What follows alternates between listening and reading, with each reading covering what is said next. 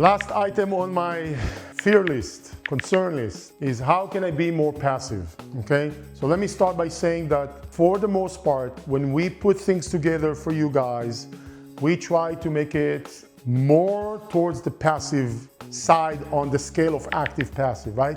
But I'll be very clear, it is not passive, right? It's not necessarily very active, but this is not 100% passive, right? This is, you gotta be supervising, checking in, making sure everything is fine. I like to call it as you own a tiny business and you have like one employee and one customer, and you just wanna make sure that everything runs smoothly, and there are gonna be some hiccups. Employee doesn't answer, doesn't respond, doesn't show up, client doesn't pay. Tiny business, right? So this is what we're talking about. Is there a way you wanna be more passive? If you want to be more passive, like completely hands off, so the simple answer is with us, no, right? It's never going to be 100% passive. There are options out there such as stocks and maybe investing through a fund or syndication, and those are not always very passive as they may appear to be.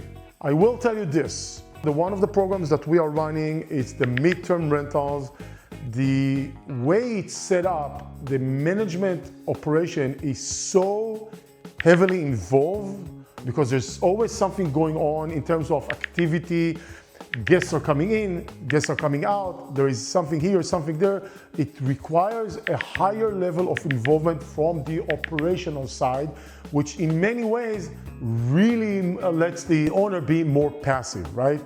Now, this is tricky. You can be more passive in this setting, although we have had owners that, although it's set up to be more passive, chose to be heavily involved, right? Or micromanage the situation. But that's not usually how it works. Usually, because of the type of the activity, tenants or guests are coming in, coming out, and the heavy involvement from the operation, it enables you the position of being less involved and more of a supervisory role, even very hands-off if you want to, versus the traditional long-term rental that our suggestion is to be supervising, checking in, etc. Right? So in generally speaking, passive is not really where we are on that scale of passive or active. Within the real estate investing or long-term rental investing, if there is a scale of passive and active, yes, we as Simply Do It are always making choices and decisions and setting up our infrastructure for you that you can be more on the passive side of things, but it's never 100% passive. But within that scale, there are a few options. If this is what you're concerned about, that we can direct you and guide you certain type of investment and certain type of properties that on that not all 100% passive scale, you'll be more passive towards the more passive position on that scale. So it is possible. There are options out there.